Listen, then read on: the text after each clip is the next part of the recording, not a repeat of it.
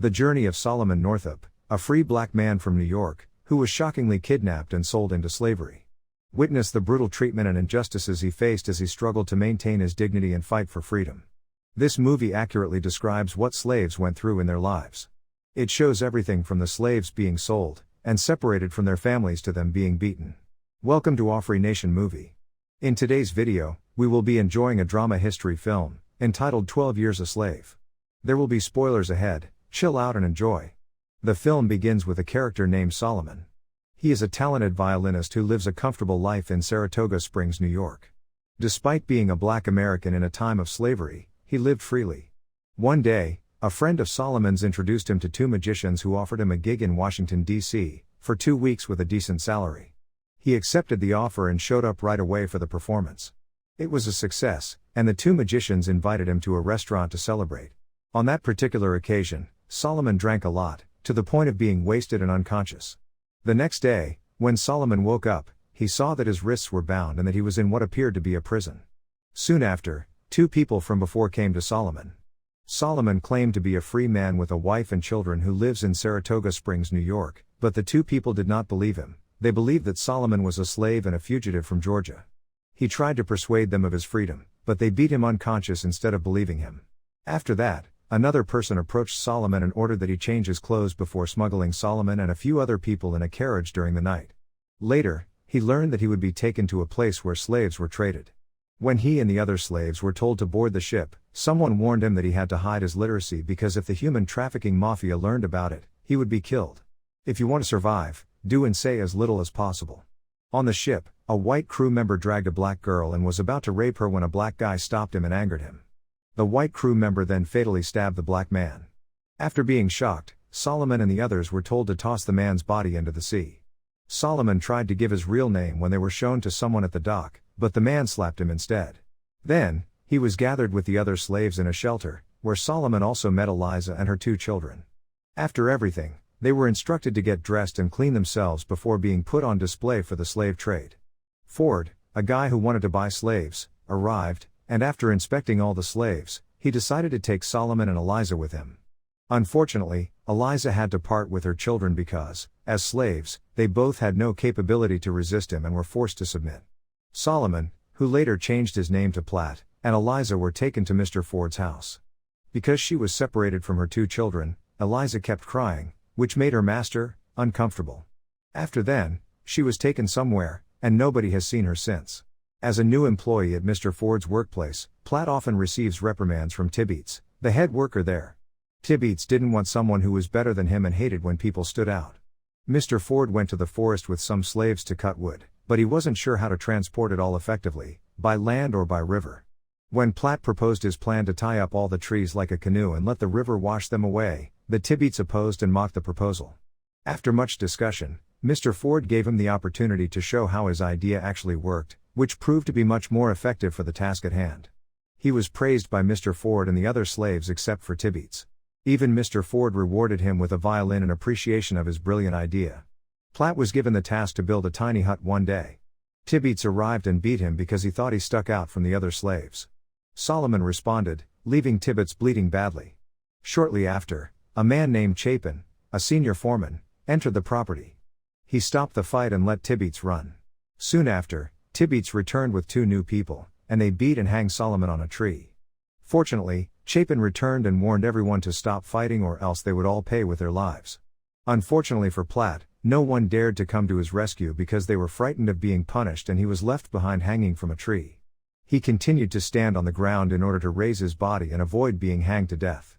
After noon, Mr. Ford, who had just returned, instantly saved Platt and took him home, saying that the place was unsafe for him. He planned to relocate Solomon to a property owned by a man by the name of Mr. Epps. There, Platt and the other slaves were assigned to a cotton plantation since Mr. Epps was notorious for his cruelty to all of his slaves and would not hesitate to lash them if they committed a blunder.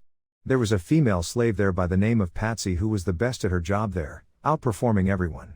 Everyone else could only pick up 300 pounds of cotton in comparison to her 500-pound collection. So she became Mr. Epps' favorite slave. Mr. Epps suddenly ordered all the slaves to dance for him one night, waking them all up. After becoming envious of the way Mr. Epps regarded Patsy as his favorite slave, Patsy's wife asked him to sell her and abruptly threw a flower vase at her. She became even more irate when Mr. Epps refused to sell her. One day, Mrs. Epps called Platt and ordered that he go out and buy something for her.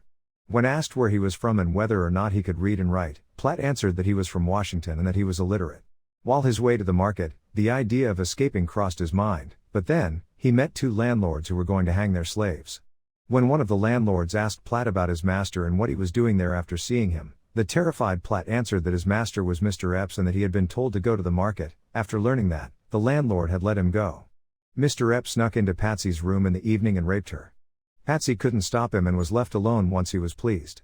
Mrs. Epps told Platt to go shopping again the next day, and Platt looked to see the roll of paper that Mrs. Epps had left to deliver to someone. Then, in the hopes that it would come in handy later, Platt stole one sheet of paper and tucked it under his sleeve.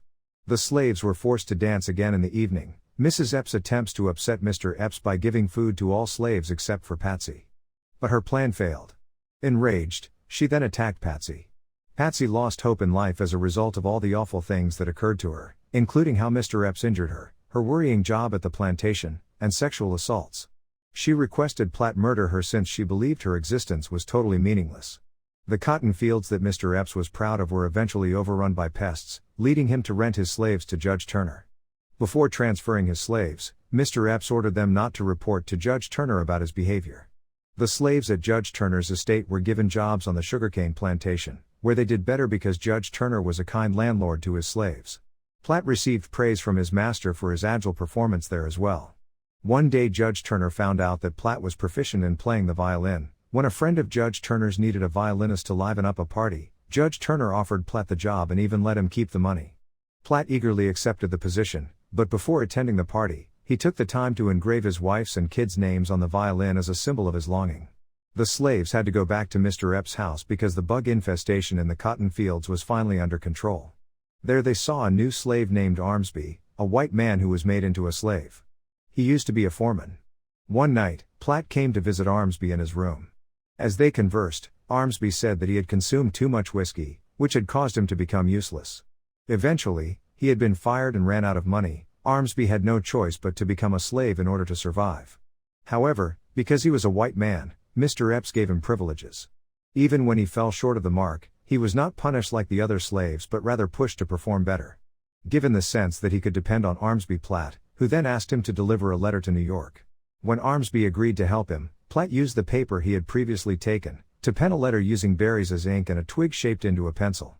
Mr. Epps called Platt a few days later and found out that Platt planned to send a letter, but Platt acted and said that he couldn't read or write and that it was a scheme by Armsby to get him promoted. Fortunately, Mr. Epps believed him and he was saved from a life and death scenario. After that, Platt was made to burn the letter he had planned to write to his family. Later, when the slaves were going about their daily routine, one of them suddenly passed away. They were saddened by this not because they were a family but because they had through much suffering together and thought of themselves as brothers.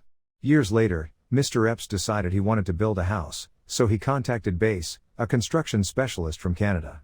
When Bass and Mr. Epps were talking one day, Bass expressed surprise over the existence of slavery in America. He believed that it was wrong and harmed the freedom and rights of others. When Mr. Epps couldn't find Patsy one day, he became angry and asked everyone where she was. When Patsy eventually showed up and tried to explain that she had gone to Mrs. Shaw's house to get soap because Mr. Epps hadn't given her any, he ignored her. Mr. Epps then gave the order for the other slaves to strip her naked and gave Platt the task of whipping her. Out of compassion for Patsy, Platt attempted to whip her only weakly. When Mr. Epps noticed this, he threatened Platt with a gun to whip harder. When the punishment was still not complete, Mr. Epps began whipping her violently, almost taking her life. As a result of feeling guilty after seeing how badly hurt Patsy was, Platt smashed the violin he got from Mr. Ford.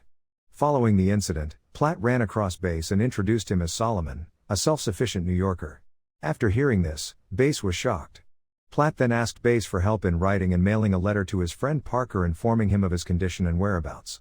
Bass hesitated since it might endanger his life, but after some thought, he decided to help Platt.